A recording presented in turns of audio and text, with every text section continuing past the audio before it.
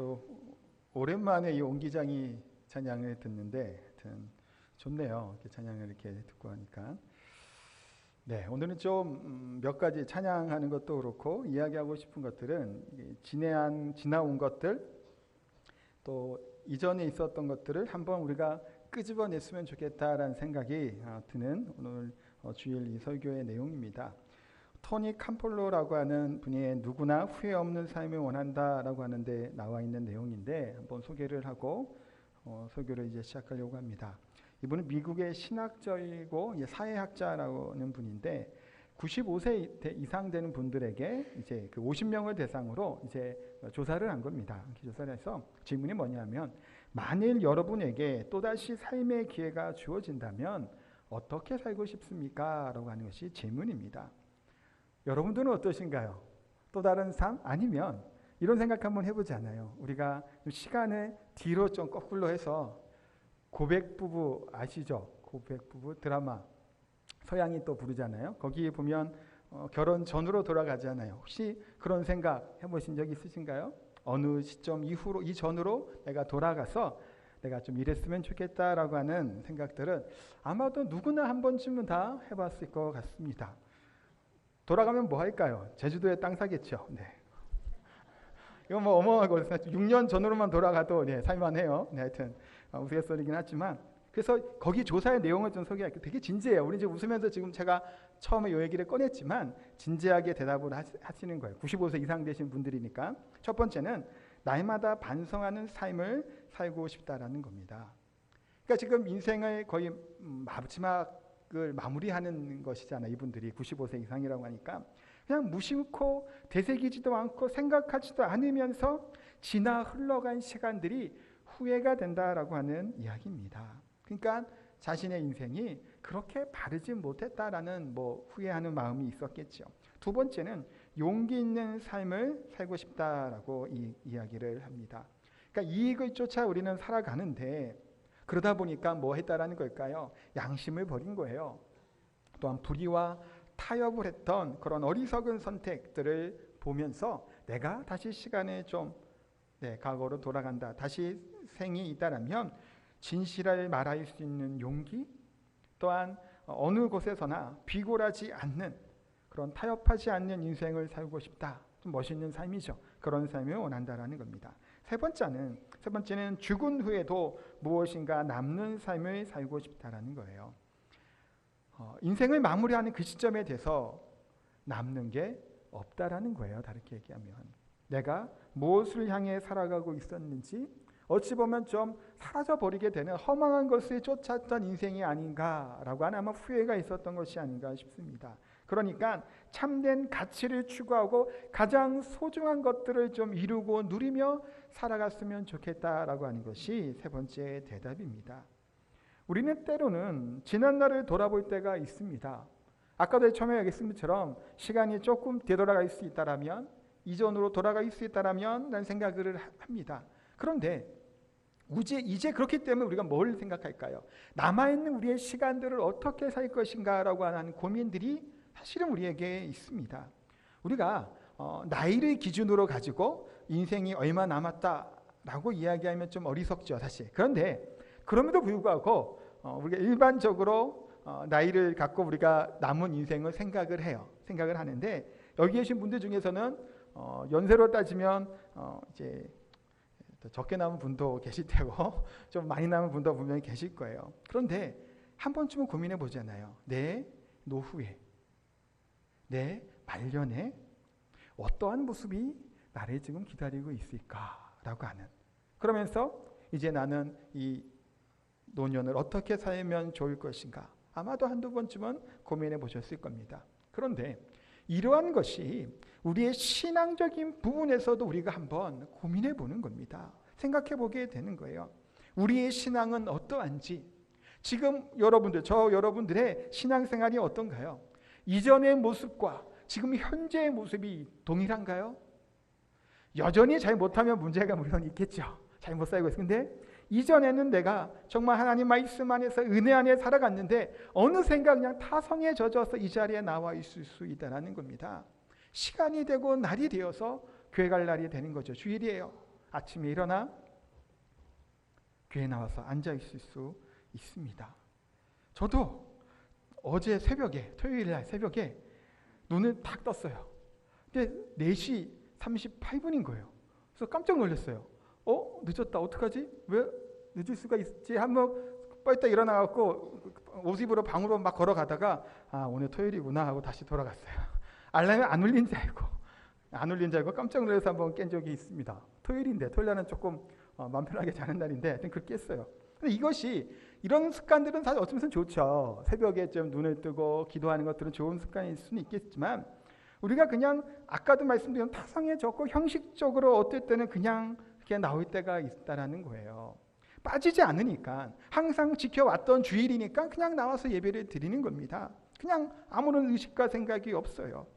그래서 사실 오늘 이따가 끝나고 부를 찬양은 주님 다시 오실 때까지라고 하는 찬양을 부를 거예요. 미리 찬양을 이렇게 말씀드리는 이유는 그저께 금요일 날 이 찬양을 같이 불렀어요.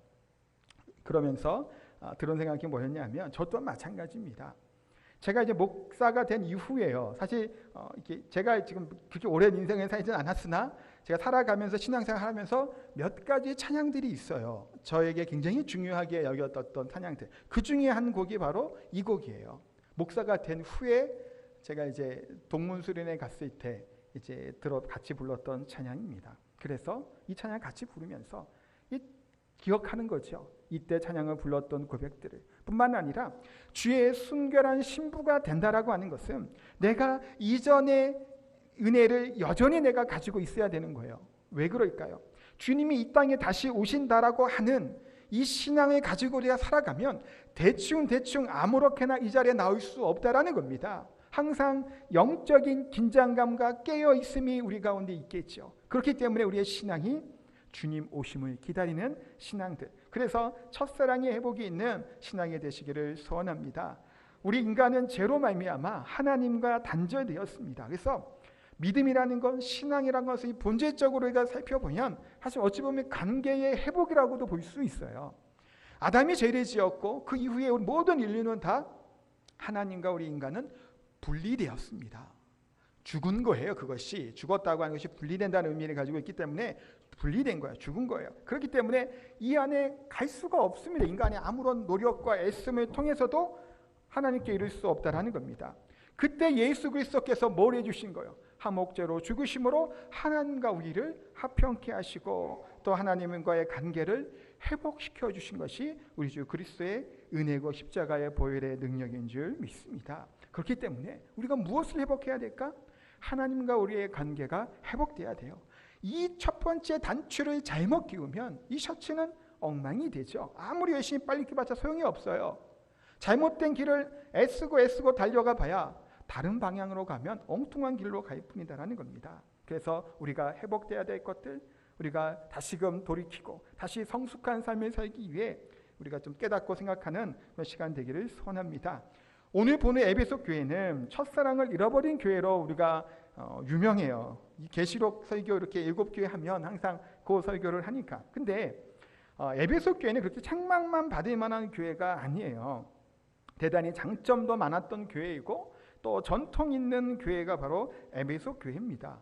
겉으로 볼 때는 누가 보더라도 대단한 교회라고 여기만한 교회가 바로 에베소 교회입니다. 누가 에베소 교회 처음에 이렇게 교회가 누구 덕분에 세워지게 됐나요? 바울 사도죠. 그 다음에 또 누가 에베소 사역을 하죠? 아볼로라고 하는 이제 그 성경 교사였던 분이 이제 사역도 하기도 하고 디모데도 거기서 이제 사역을 합니다. 또한 사도 요한도 말년에 그곳에서 사역을 하게 돼요. 그렇다면 보세요. 역대 섬겼던 목회자들 이름을 쭉쭉 한번 어리 걸어온다고 생각해 보세요. 어떤 교회인가요? 이 그냥 한 교회가 아니라는 겁니다. 굉장히 신실했던 또한 전통이 있었던 그 교회가 바로 에베소 교회입니다. 물론 여러 가지 어려움들이 있죠. 교회가 있었던 지역은 소아시아의 중심 도시였고 가장 큰 항구 도시이면서 또 우상 숭배가 팽배했던 그런 미신이 많았던 교회가 바로 에베소 교회의 그 지역입니다. 그곳에서는 아데미 여신이라고 하는 이 신전이 있는데 우리가 잘 알고 있는 것은 아르테미스 신전이에요. 아르테미스 신전은 7대 불가사리 중에 하나죠. 고대. 그랬던 곳이니까 사실 복음 증거하고 사역하는 거 쉽지는 않았어요.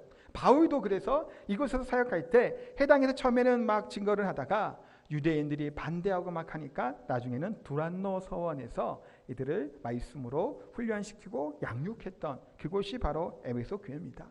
또한 이 에베소에는 브리스길라와 아굴라라고 하는 헌신적인 부부가 또한 여기서 이제 나와서 이들의 교회를 섬겼죠. 그러니까 가장 모범적일 만한 교회, 이 소아시아 교회 중에 가장 큰 영향력을 끼쳤던 교회가 바로 에베소 교회고, 그러니까 전통의 뿌리도 든든했던 교회입니다. 그러니까 에베소 교회를 책망할 게 뭐 있을까요? 이게 대단한 교회, 좋은 교회예요. 그래서 3대 교회를 얘기를 할 때 예루살렘 교회, 안디옥 교회, 에베소 교회를 이야기하기도 해요, 학자들이. 그러니까 그만큼 이제 전통과 뿌리가 깊었던 교회입니다. 책망할 게 없어 보이죠. 그래서 성경에서도 칭찬을 합니다. 2절 말씀을 한 번 더 같이 읽겠습니다. 내가 내 행위와 수고와 내 인내를 알고 또 악한 자들을 용납하지 아니한 것과 자칭 사도라 되 아닌 자들을 시험하여 그의 거짓된 것을 내가 드러낸 것과. 이렇게 모범적이고 훌륭했던 교회입니다. 든든한 교회예요. 그런데 치명적인 문제를 안고 있었다라는 것을 성경은 말씀합니다. 눈으로 볼 때는 괜찮아요. 얘기 설명을 좀 좋잖아요. 전통 있는 교회였고 또한 이단의 세력들로부터도 깨어 있었던 교회입니다. 근데 하나님은, 우리 주님께서는 이 교회가 이곳에 있어야 될 이유를 상실한 것처럼 심판에 대해서 이야기를 합니다. 뭐 때문에 그 얘기를 하시죠? 처음 사랑을 잃어버렸다라는 거예요. 4절에 그래서 그러나 너를 책망할 것이 있나니 너의 처음 사랑을 버렸느니라. 대단히 열심히 있었고 말씀의 근거에서 거짓 교훈들 또 거짓 사도들도 다 제하여 불고 쫓아냈을 만큼 깊이 있는 신앙을 가지고 있었지만 이들에게는 처음 사랑, 첫사랑을 잃어버렸다는 겁니다. 우리들의 첫사랑은 어떤가요? 하나님을 만났던 그 당시의 감격과 은혜, 지금도 동일하게 이것을 갖고 있냐라고 물어보고 싶어요. 예수 그리스도의 이름을 이야기할 때마다 눈물이 앞을 가리고 주님께 부르짖으며 기도할 때마다 이 뜨거운 열정의 마음이 부르듯 일어나냐라고 한번 우리가 물어보며 생각해 봤으면 좋겠습니다. 주님을 사랑한다면 사실은 그 사랑의 감정들, 사랑의 은혜들이 넘쳐나게 될 수밖에 없지요. 근데 성경은, 이곳은 에베소 교회는 사랑을 잃어버렸다는 겁니다. 성경은 그래서 뭐라고 말씀하나요? 회개하지 아니하면. 회개하라는 거예요. 첫사랑 잊어버린 것은 회개거리라고까지 얘기하시는 겁니다. 그냥 무덤덤하게 교회 신앙생활 하는 건 돌이키라는 거예요. 회개라는 겁니다. 그렇지 아니하면 내가 내게 가서 내 촛대를 그 자리에 옮기리라. 심판이 임할 것에 대해서 분명하게 말씀하고 있습니다. 첫사랑을 잃어버리면, 이 사랑의 마음이 잃어버리게 되면 에베소 교회가 교회 그곳에 있을 이유가 없는 거예요. 하나님의 심판 때문에 그것을 황무하게 황폐하게 만들어 보시겠다고 하는 말씀이에요. 얼마나 심각한 그런 말씀인지 모릅니다. 그러면 우리들은 어떤가요? 첫사랑의 감격 여전히 갖고 계신가요?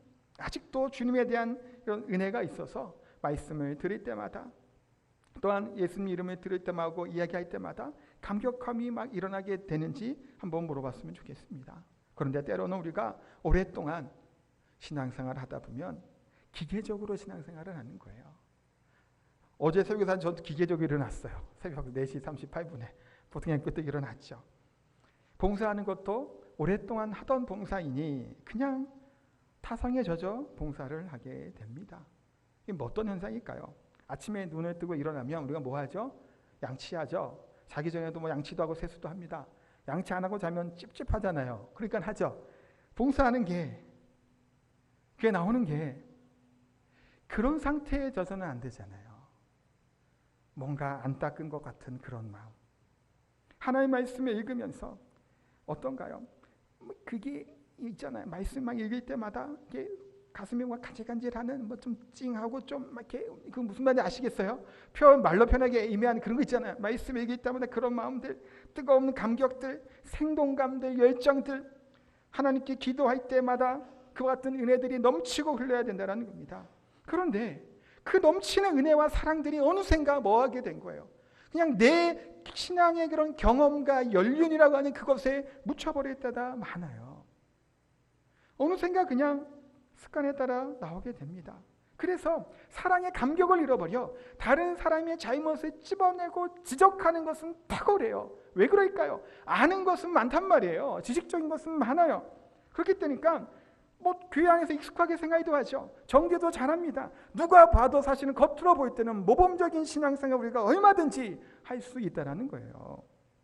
그런데 그런 삶이 어떨까요? 복음의 능력은 없다라는 겁니다. 뜨거운 기도도 없죠. 가슴 벅찬 찬양도 없다라는 거예요. 그냥 모범적인 반듯해 보이는 이 신앙생활의 모습들, 거기에 만족하고 살아갈 뿐이라는 거예요. 근데 우리가 왜 신앙생활을 하나요? 교회에 나와서 신앙생활하고 하나님을 잘 믿고 있으며 따르는 삶을 살면 복받기 위함이시죠? 복받기 때문에 복받고 싶으시죠? 집안이 잘 됐으면 좋겠고 돈도 많이 벌었으면 좋겠고 자녀들이 다 좋은 대학교 취업 잘하면 좋겠잖아요. 물론 그렇게 되면 좋아요. 그렇게 되기를 또 소원합니다. 우리 성도님들 다 같이 복받는 가정이 됐으면 좋겠어요. 그런데 우리가 가장 중요하게 여기는 가치는 그것은 아니죠. 물론 그것이 필요하지만 가장 중요한 것이 뭘까요? 그것을 이 땅에서의 그런 누릴 수 있는 많은 복과 그런 우리의 물질적인 것들 여러 가지 것들을 누리지 못할지라도 우리는 뭘 기대하는 거예요? 예수 그리스도의 믿음으로 말미암아 뭐가 있는 거예요? 평안이 있다라는 겁니다. 예수 그리스도의 믿음으로 말미암아 기쁨과 희락이 넘치는 거예요. 우리가 이것을 기대하죠. 내가 조금 없을지라도 모아가 나뭇잎이 마르고 없다라고 없을 수 있어요. 하나님이 다 물질적인 복 다 안 주세요. 주변에 보세요. 그렇게 잘 믿어도 어렵게 고생하는 사람들 많아요. 그럼에도 불구하고 우리가 소원하는 뭐예요? 참된 평안과 기쁨을 누리는 것을 소원한다는 겁니다. 그런데 이렇게 기계적이고 형식적으로 나오면 뭐가 될까요? 이 기쁨마저도 없어요. 이 평안마저도 없어요. 불행하다라는 겁니다. 이거는 주일날 쉬는 날 오전에 일찍 일어나서 예배드리러 나왔는데 그냥 왔다 돌아가기만 하면 무엇 때문에 우리가 신앙생활하는 그 기쁨을 누릴 수 있겠냐라는 거예요. 불행할 수밖에 없다라는 겁니다. 사랑하는 성도 여러분, 첫사랑을 잃어버리고 아무 영적 감각 없이 그렇게 신앙생활하는 것, 그것은 안 된다고 성경은 분명히 말씀하고 있죠. 그래서 오늘 성경에서는 이것을 회복을 찾는 비결에 대해서 5절에 말씀하고 있습니다. 5절 앞부분 우리 PPT 보면서 같이 읽도록 하겠습니다. 그러므로 어디서 떨어진 것을 생각하고 회개하여 처음 행위를 가지라. 아멘.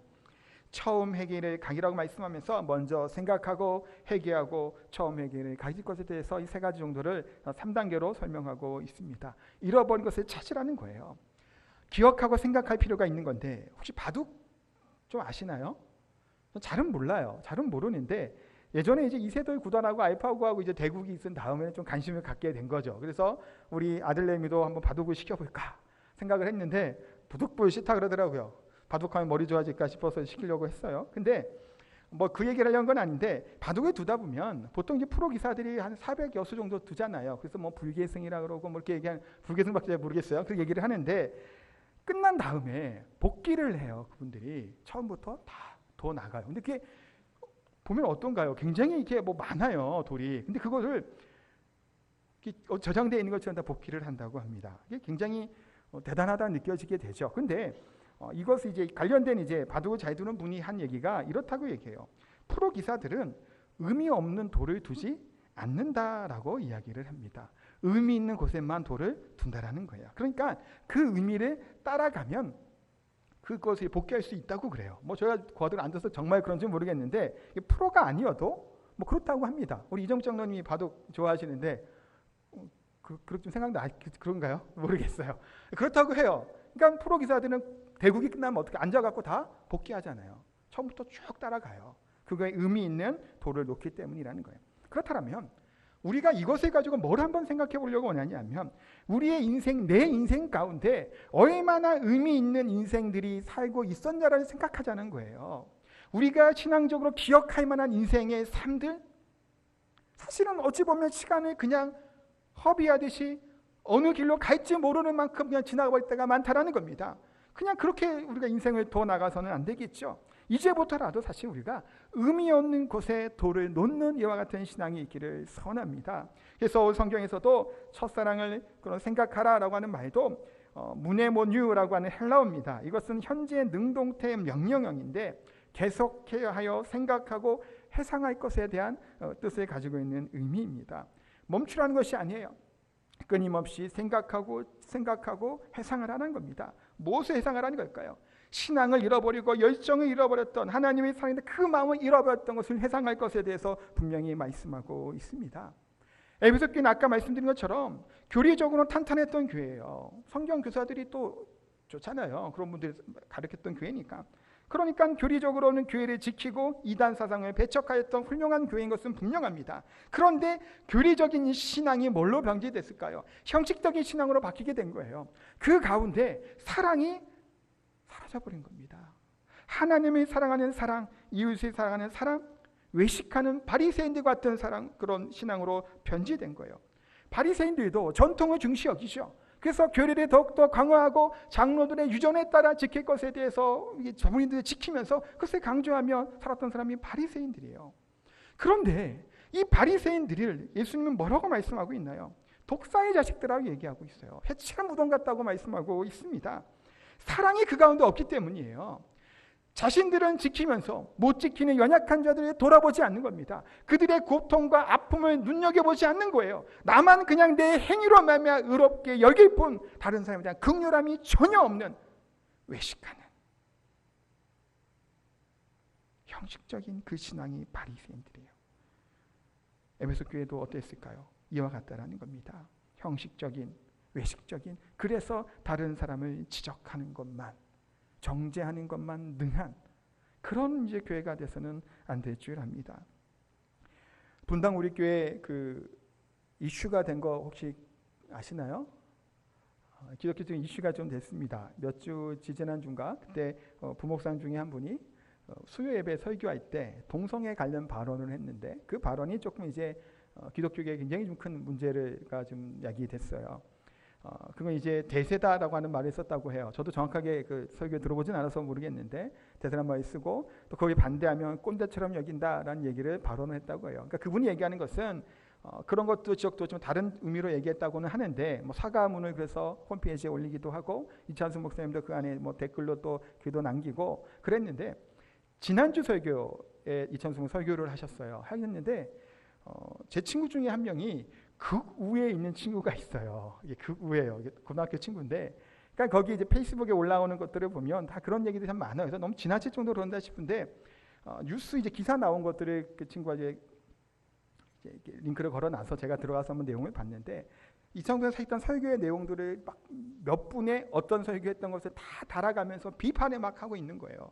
그러니까 거기 공성애에 대해서 같이 이제 합동측 교단에서도 저기 반대 서명도 하고 했는데 서명도 하지 않고 같이 동참하지도 않고 그래서 이창수 목사님 그 부분의 영향이 부목사에 간 것이 아니냐면서 여러 가지 그 조목 그래서 막 반박을 막 해 써 있는 거예요. 제가 그것을 읽으면서 참 마음 아프고 안타까웠어요. 왜 그러냐면 저도 영상 녹화가 되겠지만 저 동성애 반대입니다. 그건 받아들일 수는 없는 부분이에요. 그것은 분명하죠. 이창수 목사 그런 설교를 한 적이 있어요. 근데 그들이 얘기한 것은 뭐냐면 서명운동하고 합동 교단에서 한 것도 동참하지 않았다라는 거예요. 이창수 목사님 그래서 지난주 설교 때 이제 동성애 관련된 전문가들의 얘기를 들으면서 배워가고 있다라는 얘기를 또 했다고 해요. 그럼 지금 배워가면 어떡하냐라는 거예요. 공격하는 것이. 그래서 막 공격을 막 하는 거예요. 제가 그거 보면서 왜 이렇게까지 물어뜯으려고 하나. 분당 우리 교회 이찬수 목사님 같은 경우는 저도 좀 좋아하는 목사님이에요.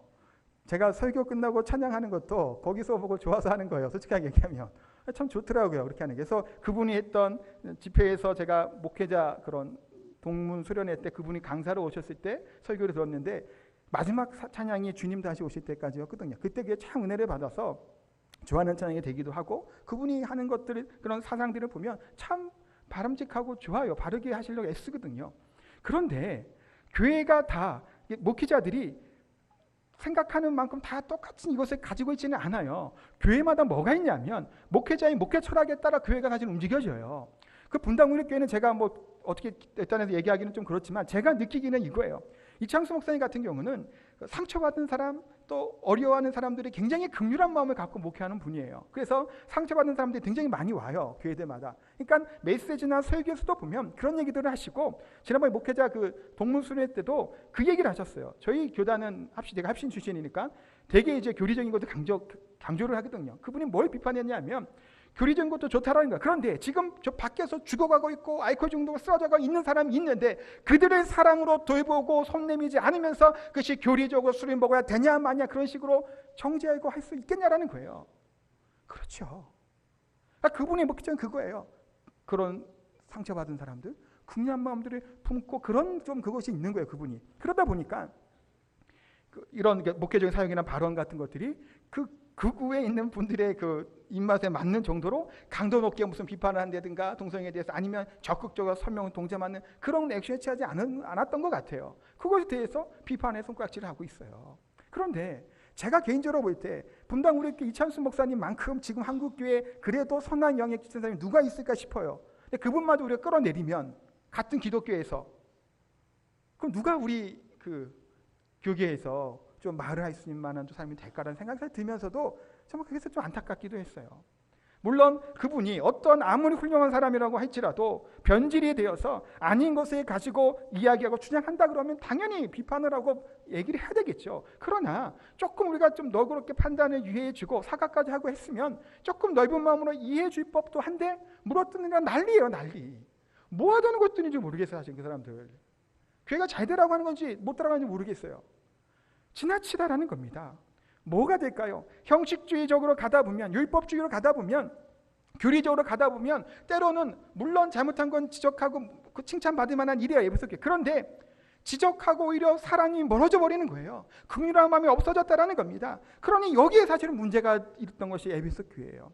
우리 신앙도 때로는 그렇게 될 때가 있어요. 오랫동안 신앙생활을 하고 내가 나름대로 하나님의 말씀을 많이 안다라고 하는 것들 때문에 하나님이 주셨던 가장 큰 계명인 사랑을 잃어버렸기 때문에 오히려 지적하고 정죄하는 것들만 우리 입에서 항상 나오고, 그 형식적인 내 행위와 의로움으로 내 신앙을 포장하는 이 연약한 모습이 있을 때가 많다라는 겁니다. 그래서 뭐 하라는 걸까요? 생각하라는 거예요. 뭘 생각할까요? 하나님이 나에게 주셨던 그 은혜의 때를 생각해 보자라는 거예요. 그래서 제가 뭐 부른 찬양이 주님 다시 오실 때까지는 찬양이에요.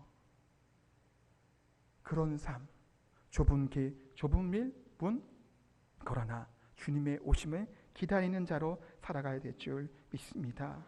우리 모두가 주님이 오심을 기다린다라면 우리는 영적으로 깨어 있게 됩니다. 이 땅의 것이 너무너무 좋아서 그냥 역당에 고개만 푹 숙이고 우리가 살아가게 되면 주님이 언제 오는 거 관심이 없죠. 그냥 앞에 있는 것들만 쫓아나가는 거예요. 그러나 회개하며 돌이킬 것이 필요해요. 성경은 어떤 회개하라고 말씀하고 있죠. 첫사랑을 잃은 것도 회개하라고 말씀해요. 우리의 하나님을 향한 사랑, 이웃을 향한 사랑들을 잃어버렸다면 우리 또한 돌아와야 될 줄 믿습니다. 어떤 목사님이 선교지 IT에 그 지진 났을 때 선교지에 방문했을 때, 제가 예전에 했던 교회 목사님이 했던 얘기예요. 이제 선교 사역자 방문을 하시는 거예요. 근데 이제 막 콜레라 10만 명이 막 감염되고 3천 명이 사망했다고 해요. 그러니까 6개월 동안 수십만 명이 감염될 우려가 있다 그래서 예방 접종을 맞았대요.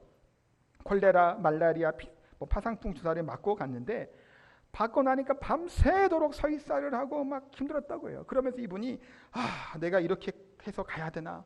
왜 이렇게 사서 고생하면 가지? 목회 이렇게 안 해도 되잖아 생각이 막 들었대요. 그래서 밤새 화장실 들락하다가 이런 마음에 그런 감동이 들었답니다. 누구누구 목사야, 내가 지금 여기까지 온 것이 누구 때문인지 아니? 라고 물어보는 것 같았다는 거예요. 그러면서 이분이 하니 그거예요. 추악하고 더럽고 연약한 이와 같은 나, 이 세상을 위해서 이 땅에 예수 그리스도께서 오셔서 정말 하늘 보좌를 버리시고 그 고통 가운데 죽으셨던 이것을 우리가 생각할 때 어떻게 내가 잠깐 이 밤새 조금 설사하고 곧 아픈 것 같고 내가 이렇게 불만을 품고 이렇게 싫어하는 마음을 가질 수 있을까? 하나님의 사랑에 대해서 다시금 고백하며 감사했다라는 겁니다. 바울 사도도 고백합니다. 고린도전서 15장 10절에 보면 그러나 내가 나된 것은 하나님의 은혜로 더딘 것이니 내게 주신 그의 은혜가 헛되지 아니하여 내가 모든 사도보다 더 많이 수고하였으나 내가 한 것이 아니요 오직 나와 함께 하신 하나님의 은혜로라. 하나님의 은혜. 바울처럼 고생하는 사람이 누가 있을까요? 대단한 사도잖아요. 그럼에도 불구하고 바울은 무슨 고백한 거예요? 나같이 연약하고 못난 이 사람을 위해서 주님이 죽으셨고 또 이런 미련하고 부족한 나를 하나님의 사도로 세우심에 감사하고 있는 겁니다. 저 성도님도 마찬가지일 줄 알아요. 저 또 항상 고백하는 것이 이런 고백이에요. 부족한 저를, 죄인 중에 죄인인 저 같은 사람을 하나님이 목사로 삼으시고 이 자리에 오기까지 하나님이 은혜와 사랑을 사실 다른 이유를 댈 데가 없는 거예요. 하나님의 은혜라는 사실 우리가 기억했으면 좋겠습니다. 세퍼저 목사님이 어느 날 엉엉 울었다고 해요. 그랬더니 아내가 여보 왜 울어요? 물어봤더니 내 마음이 병들었어. 내가 주님의 십자가 보혈 얘기를 들어도 마음에 감격이 없고 기쁨이 없어. 내 심령이 병들었어 하며 엉엉 울었다라고 하는 이야기가 있습니다. 우리들은 어떤가요? 여러분들은 어떤가요? 십자가의 은혜를 생각할 때마다 눈물이 앞을 가리시나요? 제가 결혼하기 전에 제 아내랑 버섯 매운탕을 먹다가 전도사 시절을 얘기하는 거예요. 예수님 얘기를 잠깐 제가 했어요. 하면서 제가 막 감격이 돼서 막 그런 하면서 제 아내랑 이제 얘기를 한 적이 있어요. 그때는 제 아내가 야, 저 전사님은 예수님을 너무너무 사랑하는구나 라는 생각이 들면서 저를 더 좋아하게 됐다는 얘기가 있습니다. 그럼 저랑 결혼한 거예요. 그래서 제가 사실 진짜 사나이를 추구해요. 남자다움을 추구하고. 그런데 기도할 때나 예수님 앞에 하나님 앞에 나아갈 때는 눈물이 참 많이 나기도 해요. 왜냐하면 아까 얘기한 것처럼 너무 부족한 종이거든요. 너무 죄인이고 그럼에도 불구하고 하나님이 나를 사용하셨다는 것이 감동이 되고 은혜가 되는 겁니다. 그것을 저도 설교를 준비하고 설교를 하면서도 지금도 좀 감동이 되긴 하는데 이 사실을 어릴 때는 잊어버리고 사는 거예요. 그냥 까맣게 잊어버리는 겁니다. 그래서 우리가 중요한 찬양들이 있죠. 불러보는 거예요. 내가 은혜 받았던 그런 장소 있죠. 한번 그래서 가본다라는 겁니다. 내가 꼭 기억해야 될 말씀이 있으면 한번 또 기록하고 한번 읽어보는 거예요. 제 목양실에 우리 어떤 집사님이 저한테 선물해 주셨어요. 이제 뭐 그림하고 이렇게 사줬는데 그 그림 하면서 거기가 성경 구절 하나 적어주셨는데 이제 마태복음 28장 말씀이에요. 우리 교회 비전이기도 하고 제가 처음 하나님께 받았던 말씀이에요.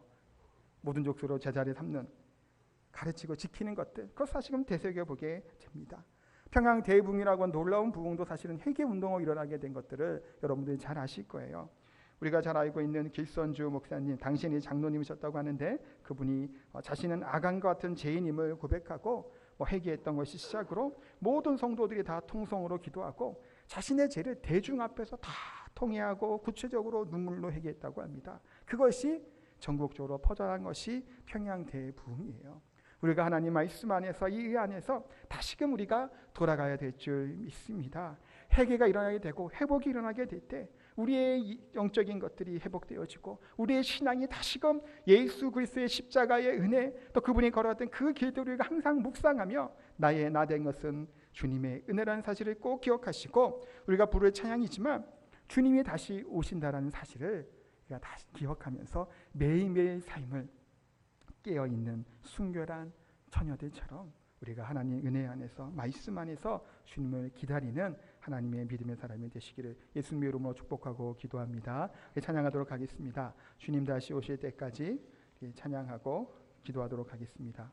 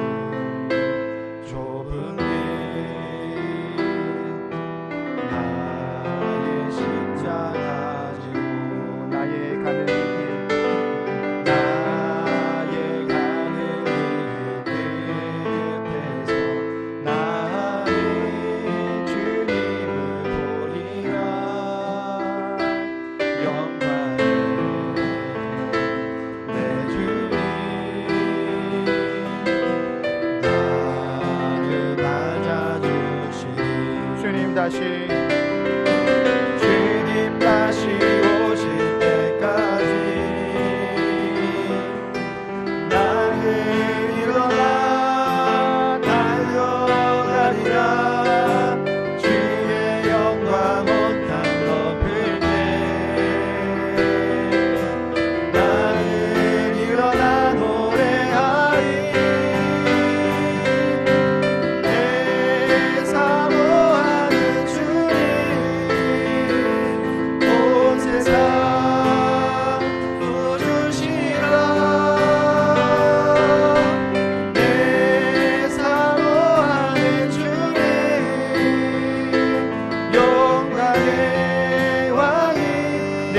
사모하는 주님, 내 사모하는 주님, 오세가 구주시여.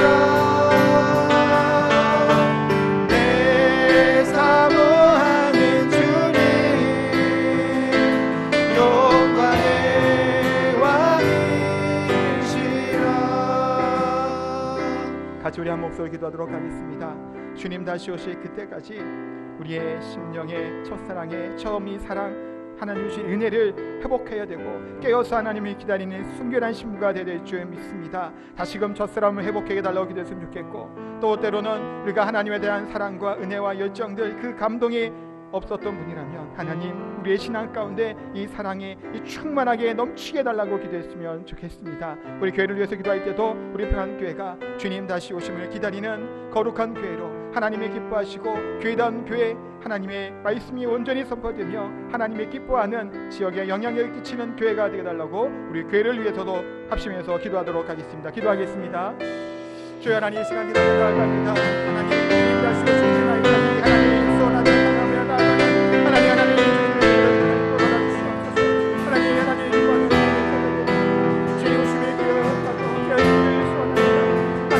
잃어버린 것들이 있다면 이 사랑의 마음들이 잃었다면 그것을 다시금 회복하게 하여 주시옵소서.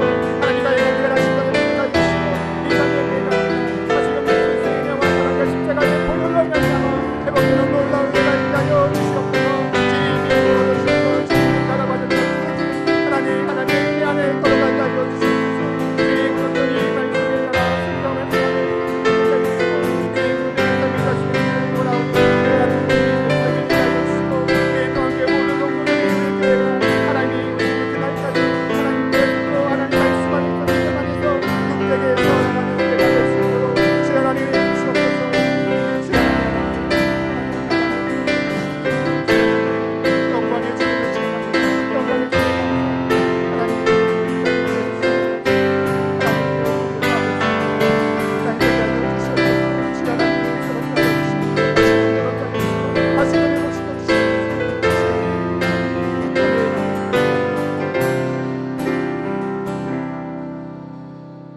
거룩하고 존귀하신 하나님, 주님 다시 오실 그날까지 주님의 주신 이 사랑과 은혜의 감격에, 이 은혜의 강에 빠져 살아가는 저희들이 되게 하여 주시옵소서. 어느샌가 우리가 어디에선가 우리가 하나님에 대한 감격과 은혜를 잃어버렸습니다. 다시금 그것을 기억하게 하여 주셔서 주님의 주신 은혜로, 감격으로, 사랑으로 넘치는 저희들의 삶이 되게 하여 주시옵소서. 우리 평안교회가 하나님이 기뻐하시는 교회로 세워주시고 하나님이 온전히 말씀이 선포되는 교회로, 이 지역에 영향력을 끼칠 수 있는 교회로, 교회다운 교회로 하나님 세워주시옵소서. 자, 귀한 예물 하나님께 드립니다. 드려진 손길 가운데 은혜와 복을 더하여 주시고 더 많은 것으로 채워주셔서 더 많이 또 하나님께 드릴 수 있는 은혜를 더하여 주시고, 헌금을 드리고 예물을 드릴 뿐만이 아니라 시간과 마음과 더 가치 있는 것을 하나님께 드릴 수 있는 믿음의 헌신의 사람이 다 될 수 있도록 은혜 베풀어 주시옵소서. 감사드립니다. 예수님의 이름으로 기도하옵나이다. 아멘. 다음